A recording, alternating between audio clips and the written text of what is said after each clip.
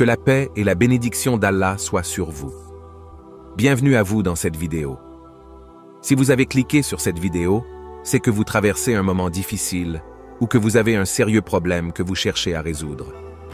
D'ailleurs, on a toujours un problème, car la vie est faite d'épreuves, surtout celle d'un croyant. Dans cette vidéo, on va voir 2 invocations authentiques qui vont sûrement transformer vos soucis en joie par la permission du tout miséricordieux. Mais pour être sûr que vous allez être exaucé, je vais partager avec vous les moments propices et les meilleures conditions pour faire ces 2 invocations. Il est important de rappeler qu'Allah exauce les invocations à tout moment, mais seulement qu'il y a des moments plus propices que d'autres pour être exaucés. Donc il est important de privilégier ces moments pour ces invocations. Ces moments sont lors de la prosternation en prière, le jour du vendredi, à la tombée de la pluie, au dernier tiers de la nuit, lorsqu'on est en voyage, lors de la rupture du jeûne, pendant le mois du Ramadan, la nuit du destin et le jour de Arafat.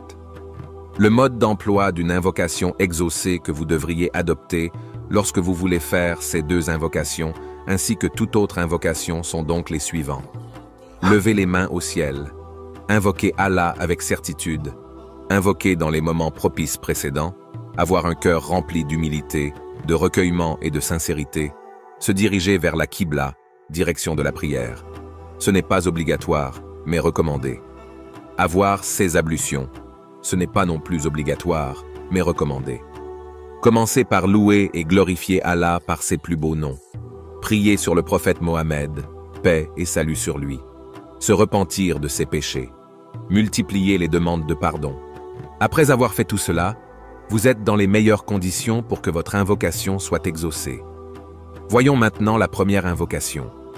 Concernant la première invocation, le prophète Muhammad, paix et bénédiction d'Allah sur lui, a dit que chaque serviteur d'Allah soucieux et triste qui le dit, Allah va dissiper sa tristesse et ses soucis et les remplacer par de la joie.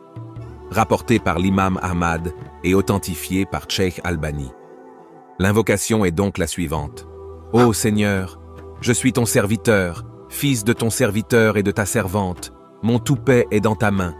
Ton jugement s'accomplit sur moi. Ton décret sur moi est juste. Par les noms qui t'appartiennent avec lesquels tu t'es nommé, ou que tu as révélé dans ton livre, ou que tu as enseigné à l'une de tes créatures, ou bien que tu as gardé secret dans ta science de l'inconnu, je te demande de rendre le Coran le printemps de mon cœur, la lumière de ma poitrine, la dissipation de ma tristesse et la fin de mes soucis. Ce qui veut dire en arabe. Allahumma inni abduka ibnu abdika ibnu amatika nasiyati biyadika, madin fiyya hukmuka, adlun fiyya qada'uka as'aluka bikulli ismin huwa laka sammayta bihi nafsaka, أو أنزلته في كتابك أو علمته أحدا من خلقك أو استأثرت به في علم الغيب عندك أن تجعل القرآن ربيع قلبي ونور صدري وجلاء حزني وذهاب همي. Concernant la deuxième invocation, il est rapporté par Al-Bukhari, Anas, qu'Allah l'agrée, a dit que le messager d'Allah, paix et bénédiction d'Allah sur lui, avait l'habitude de le dire. L'invocation est la suivante.